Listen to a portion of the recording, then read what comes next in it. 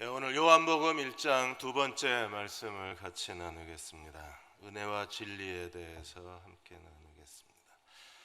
박근혜 대통령이 지난 10월 7일 날 코리아 가상현실 페스티벌에 참석을 하셔서 가상현실 세계를 직접 경험을 하시고 굉장히 놀랍다, 대단하다는 반응을 보이셨습니다. 다음 세대는 아마 절반은 가상현실에서 살고 절반은 현실에서 살지 않을까, 그런 소감도 말씀을 하셨습니다. 근데 지금 우리가 살고 있는 이 사회는 가상현실에서 있을 만한 일들이 지금 현실 세계에서 나타나고 있는 거예요. 대통령의 최측근에 있는 사람들이 가상현실에서나 볼 수 있는 그런 권력형 비리가 일어나고 있습니다. 최순실, 차은택, 최 씨의 딸, 우병우 수석의 아들, 이런 사람들은 가상인물이 아니라 실제 인물인데, 그들은 미르재단, K스포츠재단에 무려 기업이 자발적으로 800억을 모금했다고 그러고, 또 차은택 감독 같은 경우에는 특정 대기업이 광고 절반을 이 사람한테 넘겨주고, 이화여대 총장이 물러나는 사태가 일어나고, 코너링을 잘한다고 고위직에 운전병이 되고, 이런 일들이 가상현실이어야 되는데 이게 우리는 현실이 된 거예요.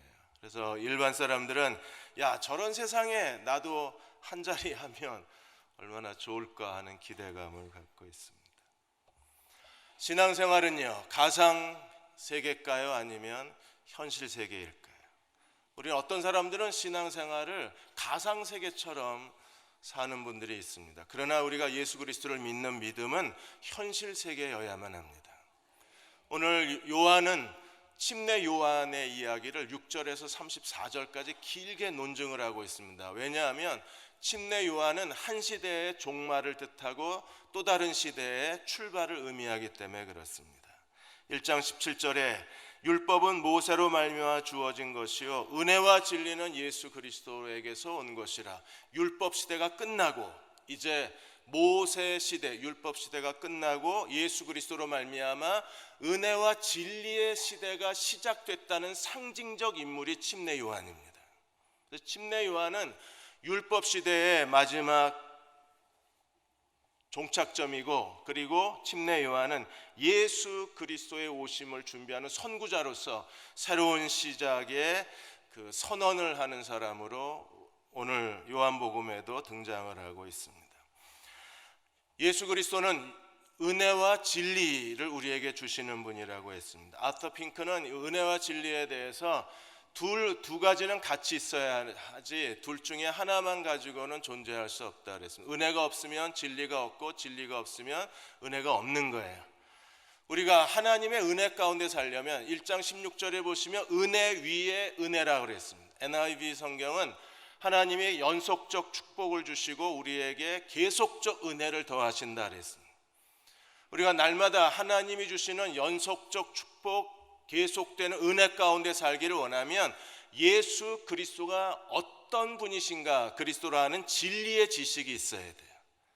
진리가 있어야 은혜가 있는 거예요. 로마서 15장 10절에 바울은 나의 나된 것은 하나님의 은혜로 되었다고 고백했습니다. 우리는 하나님의 은혜로 구원받은 사람이고 하나님의 은혜 가운데 사는 사람이어야 합니다. 우리의 삶을 가득 채워야 하는 것은 하나님의 은혜여야 합니다. 근데 우리가 이 충만한 하나님의 은혜 가운데 살려면 진리를 가져야만 은혜가 오는 거예요. 그래서 예수님은 은혜와 진리입니다. 예수님이 어떤 분이신가, 침례 요한을 통해서 우리가 세 가지 증언을 요한에게서 배울 수가 있습니다. 그 첫째가 1장 6절에서 13절까지 예수 그리스도를 믿는다는 것은 무엇입니까? 그리스도는 그를 믿는 자들에게 하나님의 자녀가 되는 권세를 주시는 분이 예수님이십니다. 1장 9절에 참빛 세상에 와서 각 사람에게 비추는 빛이 있었습니다. 그리스도가 빛이시고 이 세상에 오셨는데 세상의 창조주요, 세상의 주권자여, 세상의 주인이신 그리스도가 이 세상에 오셨는데 어떤 일이 일어났나요? 먼저 10절에 보시면 그가 세상에 계셨음에 세상은 그로 말미암아 지은 바 되었으되 세상이 그를 알지도 못하였고, 세상에 창조주가 왔는데 세상은 몰랐습니다. 세상에 주인이 왔는데 사람들은 무관심했습니다.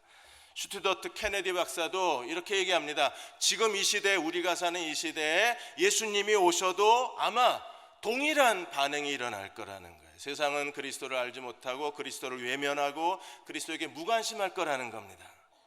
그러면 이스라엘은 어땠나요? 자기 백성들은 어땠습니까? 11절에 자기 땅에 오매 자기 백성이 영접하지 않았습니다. 그들은 영접하지 않았을 뿐 아니라 예수 그리스도를 십자가에, 빌라도의 재판에 넘겨서 십자가에 못 박아 죽인 백성이 바로 자기 백성입니다. 만일에 우리가 예수 그리스도를 영접하면 어떤 일이 일어나나요? 오늘 12절 13절에 영접하는 자고 그 이름을 믿는 자들에게는 하나님의 자녀가 되는 권세를 주셨으니, 영접하는 자 곧 그 이름을 믿는 자들에게는 하나님의 자녀가 되는 권세를 주셨으니, 13절 혈통으로나 육정으로나 사람의 방법으로 태어나지 아니하고 오직 하나님께로부터 태어난 자들이라. 사람을 낳으려면요, 아버지와 엄마가 있어야 합니다. 남자와 여자의 결합의 방법을 통해서 사람의 생명이 태어납니다. 하나님은 어떻게 하나님의 자녀를 출생하실까요? 하나님의 출생 방식은 예수 그리스도를 믿는 믿음입니다.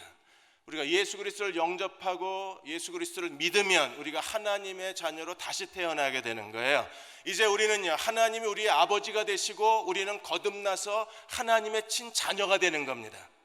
그리스도를 믿는다는 것은 무엇을 의미합니까? 그 진리가 가져오는 놀라운 은혜는 뭐예요? 하나님이 우리의 아버지가 되시고 우리는 그분의 자녀가 되는 겁니다. 어제 부작교회 세미나에서 부모학교라는 책을 가지고 북세미나를 했습니다. 이 책을 가지고 이제 다음 달까지 저희가 2번에 걸쳐서 세미나를 하려고 그러는데, 그 부모학교에서 세상의 모든 부모들은 자기 자녀를 정말 끔찍히 사랑하고 자녀를 위해서 어떤 것도 아끼지 아니하고 자녀에게 가장 좋은 것을 주려고 한다는 거예요. 그러나 하나님이 우리 아버지가 되셨을 때 하나님 아버지는 세상 부모, 육신의 부모보다 더 우리를 극진하게 사랑하시고 더 우리를 위해서 아무것도 아끼지 아니하시며 우리에게 가장 좋은 것을 주기 원하시는 게 아버지 하나님이라는 겁니다. 제가 사춘기 지날 때 저희 집이 많이 가난했습니다. 그리고 저희는 그 중계동 철거민촌에서 살았는데 동네에 불량배들이 많았어요. 근데 어느 날 동생이 학교 갔다 돌아오다가 이 불량배들을 만나서 불량배들이 에워싸고 애를 폭행을 한 거예요. 그래서 깨진 유리병으로 아이 등을 찔러가지고 집에 피를 흘리고 오니까 아버지가 놀래가지고 동네 병원에 아이를 데려가서 일단 등을 꼬매고 치료를 했는데 집에 치료비가 없는 겁니다. 의사에게 치료비 때문에 고민하던 아버지가 할 수 있는 건 손에 차고 있던 시계를 풀러주는 거였어요. 아마 제가 생각할 때 아버지에게 유일하게 남은 그 어떤 인생의 기념물이 시계였던 것 같은데, 기꺼이 동생을 위해서, 아들을 위해서 시계를 풀러주고 미안하다고 계속 굽신거리고 인사하고 나오는 아버지를 제가 옆에서 지켜봤습니다. 그게 아버지 마음 아닌가요? 자녀를 위해서라면, 사랑하는 아들을 위해서라면 자기의 모든 걸 주고 싶어한 게 아버지잖아요. 근데 우리가 예수 그리스도를 믿으면 하나님의 자녀가 되는 겁니다. 이게 진리예요. 이게 믿음입니다. 우리가 하나님의 자녀가 되면 하나님 우리에게 어떤 분이 되십니까? 창세기 48장 15절에 야곱이 뭐라고 고백했어요? 내 조부 아브라함과 아버지 이삭이 섬기던 하나님. 아브라함이 섬기고 이삭이 섬기고 야곱이 섬기던 하나님은 어떤 분이십니까? 나의 출생으로부터 지금까지 나를 기르신 하나님, 태어나서 죽을 때까지 나를 기르신 하나님, 나의 양육자가 되시고 나의 보호자가 되시고 내 인생을 책임져 주시는 분이 아버지 하나님이신 거예요. 우리는 이 아버지 하나님을 의지하고 매일의 삶에서 그분이 주시는 은혜 위에 은혜를 누려야만 합니다.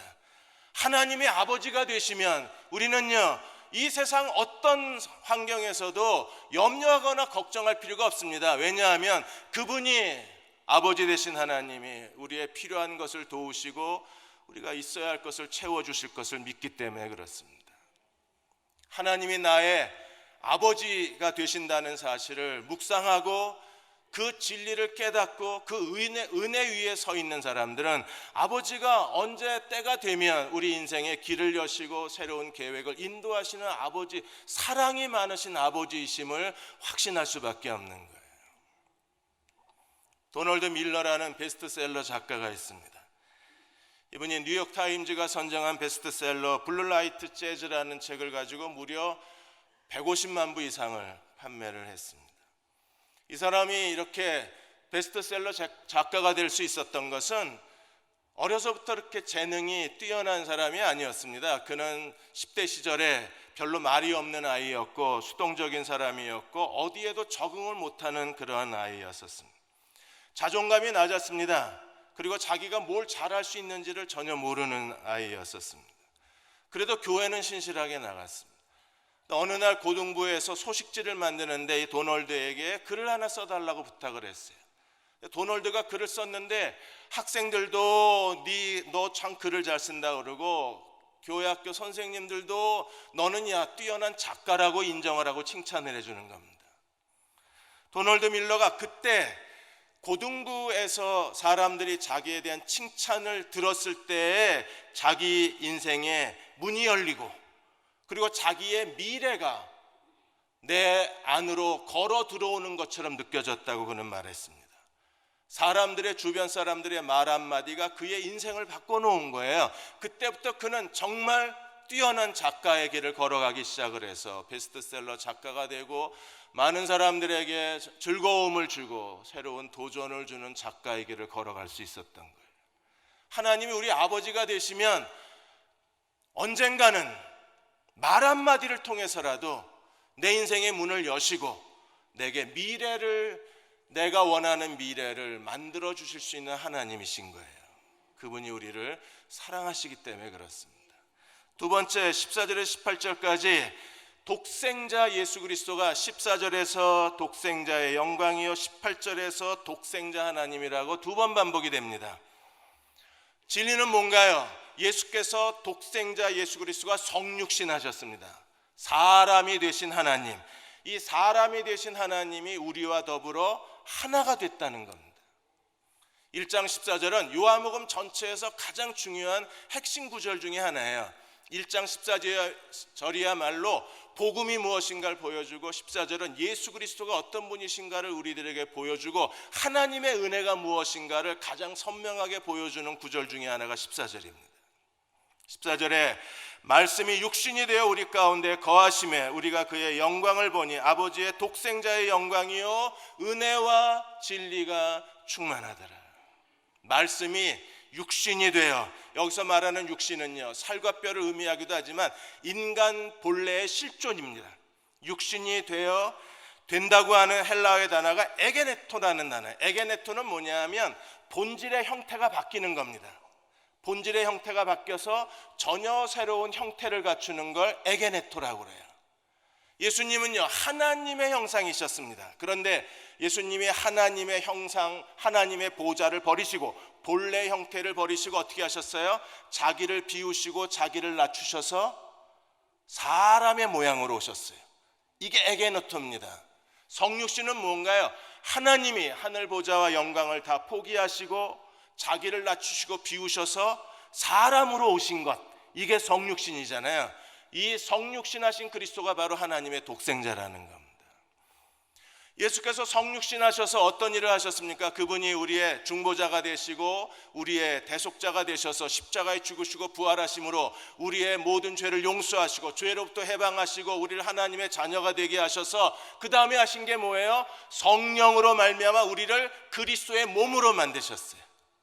교회는 그리스도의 몸이요 지체의 각 부분이라고 그랬습니다. 그러므로 예수님이 하나님이신 그리스도가 사람의 모양으로 오셨는데 다시 구원받은 우리를 예수님의 그 육체의 일부로 만드신 것, 이게 제2의 성육신인 거예요. 그러니까 주님의 성육신은 주님으로 끝난 게 아니라 오늘 우리가 구원받은 우리가 성령 안에서 예수 그리스도의 몸의 지체가 되어서 우리도 이 성육신의 영광, 성육신의 은혜 안에 들어가 있는 거예요. 여러분이 그리스도의 몸의 일부가 된 것을 믿으십니까? 이게 진리입니다. 나는 주님의 손과 발과 눈과 코와 그 몸의 일부가 된 거예요. 예수님이 얼마나 우리를 사랑하셨으면 주님이 우리 안에 계시고 내가 주님 안에 있을 뿐 아니라 동시에 나를 주님의 몸의 일부로 삼으신 겁니다. 내가 주님의 육체의 일부라면 주님이 날 버릴 수 있나요? 내가 내 몸이 싫다고 내 몸을 뜯어버릴 수 있나요? 하나님의 사랑이 어디까지 갔나 보십시오. 독생자의 영광, 하나님의 쉐키나, 말씀이 육신이 되어 우리 가운데 거하심에, 거하다는 말이 하나님의 장막이잖아요. 하나님의 집, 하나님의 거처. 내가 하나님의 거처일 뿐 아니라 구원받은 우리가 그리스도의 몸의 제2의 성육신, 성육신은 여기 있는 거예요. 우리가 그 성육신의 일부가 되는 겁니다. 하나님이 그렇게까지 우리를 사랑하셔서 우리를 예수 그리스도의 몸으로 만드신 거예요. 그러므로 내가 있는 곳에 그리스도가 계시고 그리스도가 있는 곳에 내가 있는 겁니다. 우리는 주님과 분리될 수가 없고 주님과 나뉘어질 수가 없는 거예요.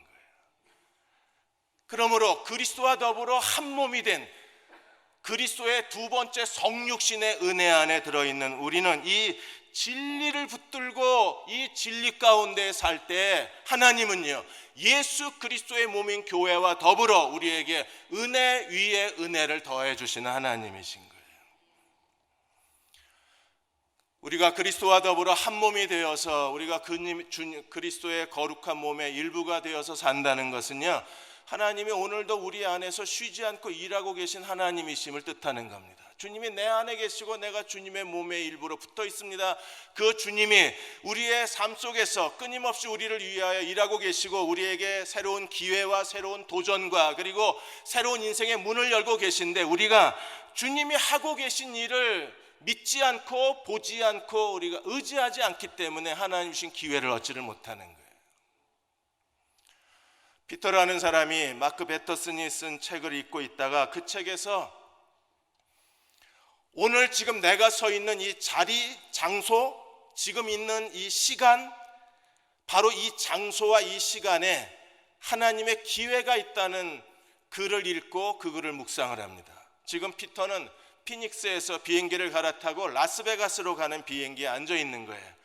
글을 읽다가 지금 이 자리, 지금 이 시간, 여기에 하나님의 일이 있다. 무슨 뜻일까 생각하다가 자기 옆에 앉아 있는 승객을 보았습니다. 이제 막 고등학생 같이 젊은 여자애가 옆에 앉아 있는 거예요. 그래서 혹시 하나님이 지금 이 시간에 하나님의 일하시는 기회가 있나 싶어서 그 여학생에게 절을 하니까 이 아이가 얼굴을 확 돌려버립니다. 그리고 창문만 내다봅니다. 말하기 싫다는 그 표현이 역력합니다. 그래도 성령께서 혹시 지금 이 비행기 안에서 지금 이 시간에 내 옆에 있는 이 젊은 아이한테 하나님이 뭔가 하실 일이 있지 않을까 해서 기도하고 다시 피터가 그 여학생에게 이렇게 얘기했습니다. 내가 참견할 일은 아닌 것 같은데 지금 얼굴이 많이 어둡다. 혹시 낯선 사람에게 말할 수 있는 얘기라면 나한테 얘기를 해라. 내가 얘기를 끝까지 잘 들어주겠다. 혹시 말하고 싶으면 나한테 얘기를 해달라. 그랬더니 이 아이가 얘기를 하는 거예요. 자기는 17살이고 임신 3개월인데 남자친구가 임신했다는 얘기를 듣고 자기를 버린 거예요. 네가 알아서 하라고. 부모한테 얘기하면 부모는 분명히 실망하실 거고, 부모가 알면 자기가 지금까지 부모에게 늘 실망만 줬는데 이 일로 더 큰 실망을 줄 수 없다고 생각을 해서 아침에 아버지 신용카드를 훔쳐서 라스베가스로 가는 비행기표를 끄는 겁니다. 라스베가스는 낙태가 불법이 아닙니다. 그 얘기를 듣고 이 피터가 라스베가스 공항에 도착하자마자 공항에서 부모에게 전화를 해서 그 딸의 이야기를 해줬어요. 내가 옆자리에 앉은 사람인데 이러저러해서 딸이 지금 라스베가스에 왔다고. 그리고 그 딸한테 부모한테 전화를 드리라 그랬습니다. 울면서 전화를 하니까 그 부모가 괜찮다. 다시 다음 비행기 타고 돌아와라. 너는 여전히 내 딸이고 내 뱃속에 있는 아이는 우리 가족이 될 거다. 너를 대신해서 네 아이를 키워줄 테니까 안심하고 집으로 돌아와라. 아이는 그 부모의 얘기를 듣고 비로소 안심을 하고 그리고 다음 비행기를 예약을 했습니다. 그럼 피터가 지금 이 시간 이 자리 하나님이 일하실 수 있다는 걸 믿고 그가 하나님의 일을 찾았을 때 바로 옆자리에 그 아이가 있을 줄은 그 자신도 생각을 못한 거였었어요. 하나님은 정말 우연한 자리에 옆에 앉았는데 그로 인해서 한 생명이 삶을 얻었을 뿐 아니라 하나의 인생이 그 구덩이에 빠질 뻔한 인생을 하나님이 건져내시고 그 가정을 혹시 이 일이 나중에 알려졌을 때 그 가정이 얼마나 큰 파탄과 파괴와 그리고 실망이 덮쳐왔겠어요. 근데 그 가정이 실망할 것을 미리 막아주고 오히려 가정의 화목을 이루어낸 거잖아요. 하나님께서 독생자 예수 그리스도가 말씀이 육신이 되어 우리 가운데 거하셨다. 나도 그 가운데 거했다. 내가 그리스도 안에 있다. 주님이 내 안에 있다. 나는 주님의 몸의 일부다. 도대체 이 진리는 이게 가상세계가 아닙니다. 이건 우리의 현실이어야 돼요. 하나의 신앙의 이론이 아닙니다. 이게 우리의 매일의 삶이어야 돼요. 하나님은 내 안에 계신 하나님은 오늘도 내 인생을 위해서 쉬지 않고 일하고 계시고 새로운 도전, 새로운 기회를 만들어 주시고 새로운 사명, 새로운 헌신을 우리에게 가르쳐 주시는 하나님이신 거예요. 18절에 또 다른 독생자는 어떤 건가요? 본래 하나님을 본 사람이 없으되 아버지 품속에 있는 독생하신 하나님이 나타내셨느니라. 동일한 의미를 우리에게 반복하고 있습니다. 하나님을 본 사람이 없어요. 하나님 보면 다 죽습니다. 하나님을 볼 수가 없습니다. 그런데 하나님의 그 본질을 우리에게 나타내 보여주신 분이 계신데 그분이 바로 독생자 예수 그리스도. 독생자는 어떤 분이세요? 아버지 품속에 있는 예수 그리스도. 나타내셨다는 것은요, 그 고유의 가장 핵심적인 의미, 하나님이 어떤 분이신가에 대한 그 고유성, 하나님만이 가지고 계신 그분의 특별함, 그걸 나타내 보일 수 있는 계시의 특권을 가지신 분은 독생자 예수 그리스도인 거예요. 그리스도가 내 안에 있다면 우리는요 얼마든지 하나님의 뜻을 알 수 있고 하나님의 계획을 알 수 있고 하나님의 섭리를 알 수 있을 뿐 아니라 날마다 하나님과 동행하는 사람이 될 수 있는 거예요. 왜요? 그리스도가 하나님을 나타내 보이시는 분이시기 때문에. 우리는 살아가면서 정말 하나님의 도움이 필요할 때가 많이 있습니다. 지금 우리에게 정말 필요한 게 뭔가요? 돈이요? 아이디어요? 삶의 의욕이요? 취직하는 거요?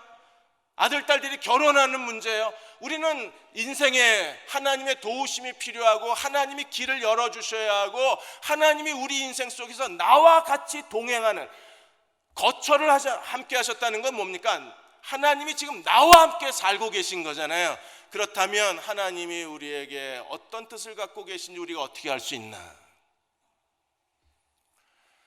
뛰어난 엔지니어 스티브 스튜어드라는 분이 계십니다. 이분이 지금 전 세계에서 더러운 물 때문에 여러 가지 질병에 고통을 당하고 물을 마시지 못해서 죽어가는 많은 아이들이 1억 2천만 명입니다. 그래서 선교단체에서 뛰어난 엔지니어 이 스티브 스튜어드한테 $50를 가지고 물을 얻을 수 있는 워터펌프를 한번 만들어 달라고 합니다.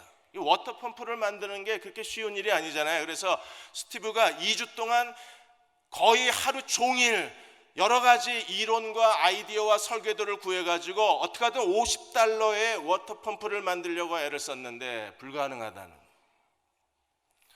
아이디어도 바닥나고 이제 새로운 기술도 없고 그는 포기하고 싶은 마음이 들었습니다. 2주 동안 전심을 다했는데 얻은 결과가 없는 거예요. 그때 하나님 앞에 기도합니다. 하나님, 아직도 물 때문에 고통당하는 많은 사람들이 있고 우리는 어떻게 하든지 이를 도와야 합니다. 하나님이 저에게 엔지니어 기술을 주셨는데 제가 이걸 어떻게 해결해야 할지 모르겠습니다. 하나님 도와주십시오. 그리고 우연히 책꽂이 앞을 서성거렸는데 10년 전에 이태리 여행을 갔을 때 그 이태리 여행 가서 그 다빈치가 쓴 스케치를 모아놓은 책을 하나 사놓은 게 눈에 띄었습니다. 그래서 레오나르도 다빈치의 그 과학과 기술에 대한 책이 거기 글이 쓰여 있고 다빈치의 스케치 몇 개가 들어있는 거예요.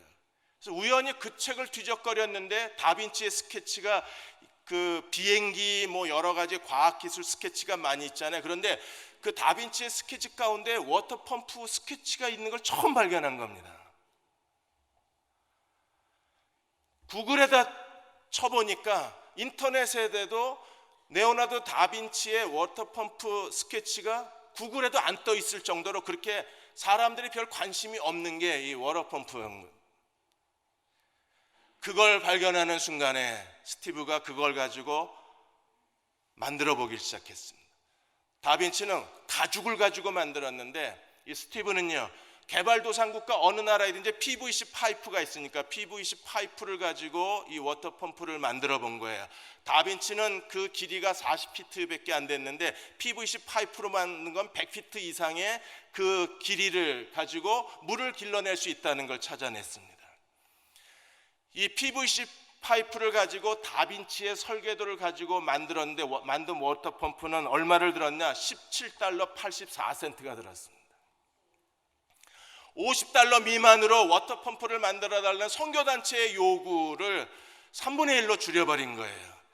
그리고 이게 선교지에서 고장나면 안 되니까 그래서 스티브가 이 파이프로 만든 워터펌프를 320만 번을 작동을 했는데 한 번도 고장이 없었습니다. 스티브는 그 책이 벌써 10년 전에 꽂혀 있던 책입니다. 다빈치는 500년 전에 그려놓은 겁니다.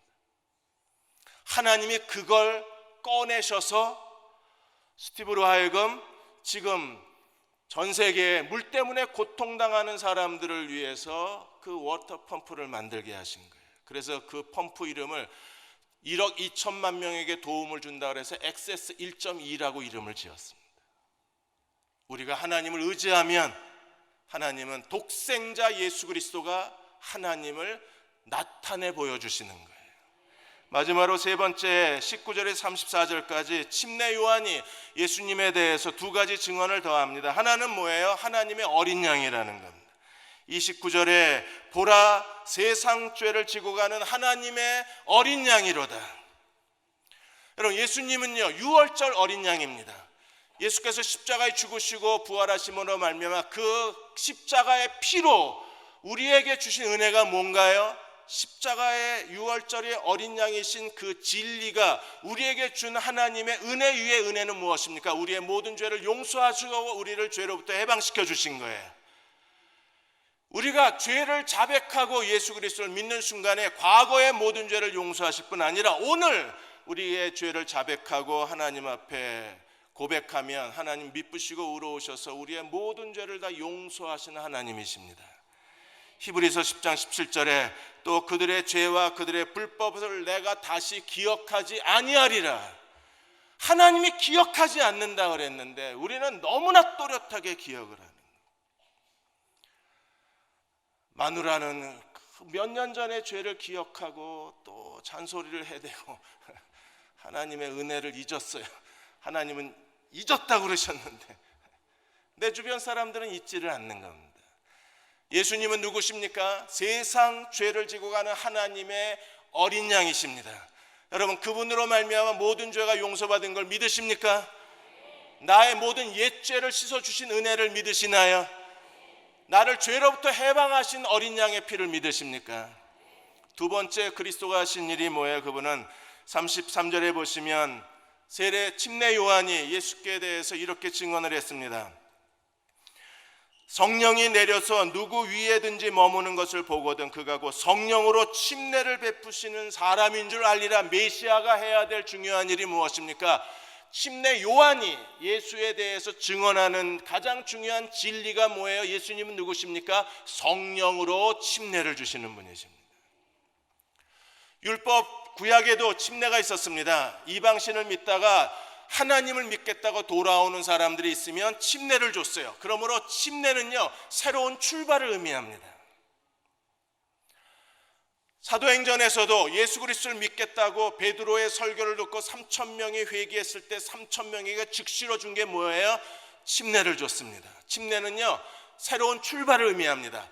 예수 그리스도와 함께 죽음과 부활의 연합을 뜻하기도 하지만 로마서에서, 그러나 예식적 측면에서는 새로운 출발을 의미하는 거예요. 침례 요한은 물로 침례를 줬습니다. 예수님은요, 성령과 불로 침례를 주시는 분이십니다. 여러분, 예수님께 성령과 불로 침례를 받으셨습니까? 정말 받으셨습니까? 예수님의 성령과 불로 침례를 준다는 이 진리가 우리의 삶 속에 어떤 은혜로 나타날까? 예수님이 성령과 불로 침례를 준다는 건 뭘 의미합니까? 고린도전서 12장 12절 13절에 우리를 그리스도 안에서 한 몸으로 만드시는 이 구원의 완성 외에 예수께서 우리에게 성령으로 침례를 준다는 건 뭘 의미해요? 이제 내 인생이 새롭게 출발한다는 겁니다. 어떻게 새롭게 출발해요? 성령으로 삶을 얻었으면 이제부터 성령으로 살라는 겁니다. 우리가 하나님의 자녀로 거듭났습니다. 예수 그리스도의 성육신의 일부가 됐습니다. 이제 우리는 어떻게 살아야 돼요? 성령으로 사는 사람이 돼야 돼요. 내 안에 성령이 계셔서 이 성령이 매일의 삶 속에서 진리의 영이 되시고 또 지식의 영이 되셔서 우리가 무엇을 어떻게 해야 할지 가르치시고 깨닫게 하시고 지시하시고 우리에게 하나님의 그 인도하심을 민감하게 우리에게 알려주실 때 우리가 즉시로 성령의 인도하심에 순종하기만 하면 오늘 우리는 하나님과 함께 사는 자가 될 수 있고 은혜 위에 은혜를 경험할 수 있어요. 우리 삶에 하나님의 기적을 경험할 수 있어요. 미국의 버밍햄에 하일랜드 교회가 있고 이 하일랜드 교회에 그 센터가 드림 센터가 있습니다. 이 드림 센터는 특별히 그 지역에 있는 창녀들을 도와주는 교회 기관입니다. 어느 날 드림 센터 책임 목사님 중에 한 분이 아침에 이제 가방을 들고 차를 타고 드림 센터로 가려고 그러는데 갑자기 마음에 털양말을 가지고 가고 싶다는 생각이 들었어요. 근데 그 기분이 묘하다 그랬습니다. 갑자기 왜 털양말? 그것도 남자가 털양말을 왜? 라는 생각이 들었는데 혹시 성령이 주시는 생각이 아닐까 하는 생각이 드는 거예요. 그래서 들어가서 아내한테 여보 털양말 그거 왜? 그냥 줘. 그리고 가방에 넣고 운전을 해서 드림센터 앞에 왔는데 드림센터 앞에 웬 여자가 쓰러져서 의식을 잃은 겁니다. 길거리 창녀였었어요. 그 지역의 창녀들은 무슨 위험한 일이 생기면 언제든지 드림센터에 와서 도움을 받았거든요. 911을 부르고 의식을 잃은 그녀를 안고 실내로 들어가서 의식을 잃어버린 상황에 있으니까 목사님이 그 자매를 안고 계속 기도하면서 깨어나기를 기다렸는데 이제 몸이 따뜻해지니까 의식을 서서히 차리기를 시작을 한 거예요. 의식을 차리는 그녀를 보고 목사님이 그녀에게 질문했습니다. 지금 내가 당신에게 무엇을 해줬으면 좋겠냐고. 뭐 물을 마시고 싶다거나 뭐 커피를 마시고 싶다거나 그런 말이 나올 줄 알고 내가 뭘 해줬으면 좋을까 그랬더니 그녀의 입에서 나온 말이 털양말을 시켜달라. 목사님이 가방에 뭐가 있어요? 털양말이요. 털양말을 얼른 꺼내니까 그녀가 내 옷 색깔하고 너무 잘 맞는 털양말을 준비해 주셔서 고맙다고. 앰뷸런스를 타고 떠나는 그녀의 뒤를 쳐다보면서 목사님이 생각을 했습니다. 길거리 여자입니다. 아무도 관심이 없습니다. 근데 하나님은 그녀가 그 밤새 추위에 떨고 온몸이 얼어붙은 그녀가 털양말이 필요하다는 걸 아시고 아침 출근길에 목사의 마음에 하나님 그 마음을 주셔서 출근하던 걸음을 뒤돌아서 털양말을 준비하게 하신 게 하나님 사랑이라는 거예요. 여러분 털양말은요 없어도 살아요. 지금 병원에 실려가는데 그게 그렇게 그녀의 인생에 중요한 게 아닙니다. 그런데도 하나님은요 그렇게 인생에 중요한 것도 아니고 삶과 죽음의 경계선에 있는 것도 아니고 그게 그녀의 인생에 무슨 새로운 변화를 일으키는 무슨 마스코트도 아니고 그냥 털양말일 뿐이에요. 그런데 하나님은 그런 사소한 것까지도 아무것도 아닌 것까지도 하나님 준비해 주신다면, 신앙은 가상현실이 아니에요. 진리를 알면 은혜가 와요. 그것도 은혜 위에 은혜가 와요. 우리에게. 우리가 그 하나님과 동행하는 게, 그게 예수 믿는 겁니다. 예수 믿는 건 그냥 재미없게 무의미하게 한 시간 와서 예배드리고 일주일 내내 나 혼자 힘들게 사는 게 아닙니다. 매일의 삶 속에 내가 주님이 내 안에 계시고 내가 주님의 몸의 일부가 되고 하나님의 자녀가 되고 하나님이 나의 아버지가 되시고 성령이 내 안에 계셔서 내 삶을 지도하시고 가리키시고 빈자리를 채워주시고 없는 것을 내게 더하여 주시는 게 하나님의 은혜. 하나님 은혜 안에 사는 저와 여러분 되시기를 주의 이름으로 축원합니다. 다 일어나셔서 216장 1절하고 4절 부르시고 기도하고 축도하겠습니다.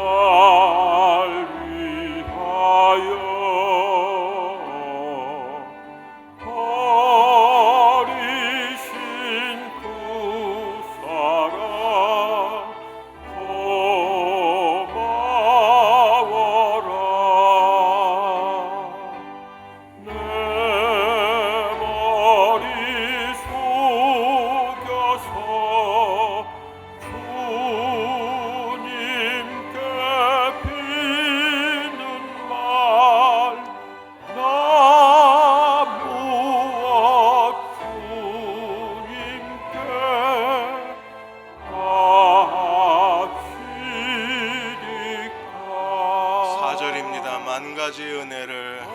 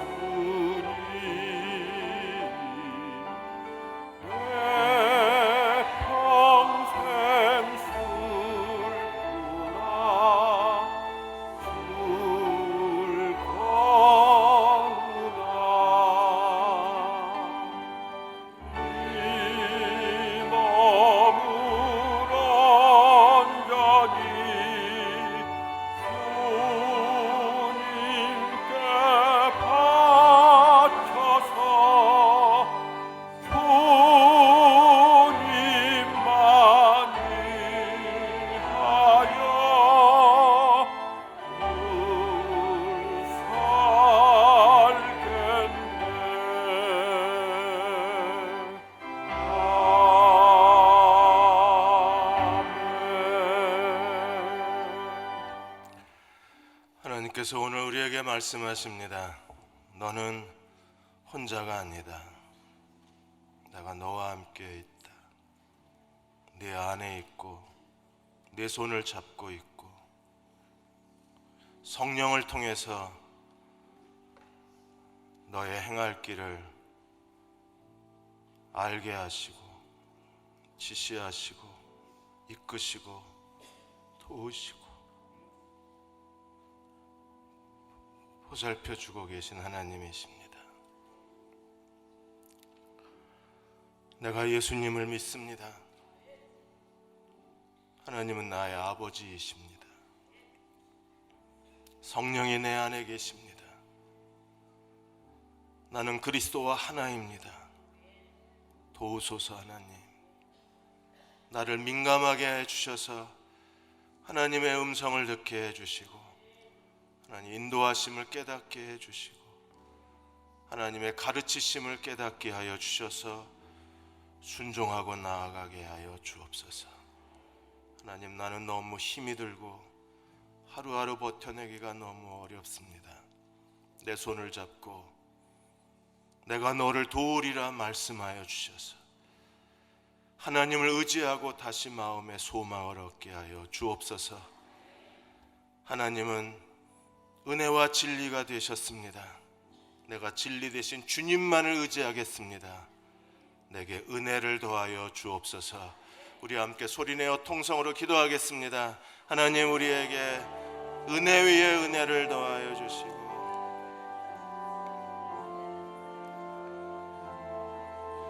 한없는 은혜를 종들에게 베풀어 주시고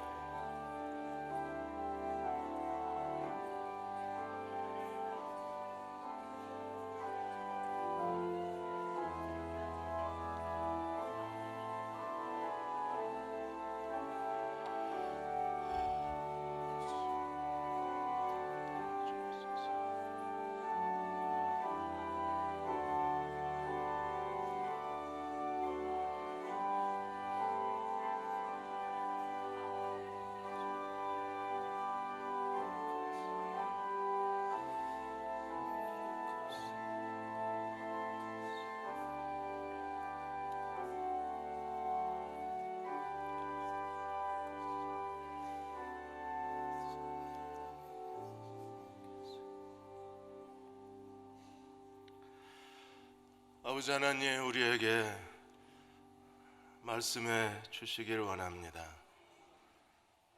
내가 너와 함께 있다고 말씀해 주셔서 나와 아버지는 하나라고 고백한 주님처럼 아버지와 하나가 되어 이 세상을 살게 해 주옵소서. 우리의 필요를 아시는 주님, 구하기 전에 있어야 할 것을 아시는 하나님, 우리가 구하는 것이나 생각하는 것보다 더 넘치도록 우리의 필요한 것을 채우시고 우리를 기쁘게 해 주셔서 우리가 하나님을 기쁘시게 하게 하여 주옵소서. 지금은 우리를 죄에서 구원하신 우리 주 예수 그리스도의 은혜와 하나님 아버지의 그 크신 사랑하심과 성령의 내주하시고 인도하시는 은혜가 오늘 함께 주일 예배 드리고 돌아가는 모든 교우와 가정과 자녀들 위해, 우리의 간절한 기도 위에, 그리고 해결해야 될 여러 가지 어려운 일들 위에 지금부터 영원히 함께 하시기를 간절히 축원하옵나이다. 아멘.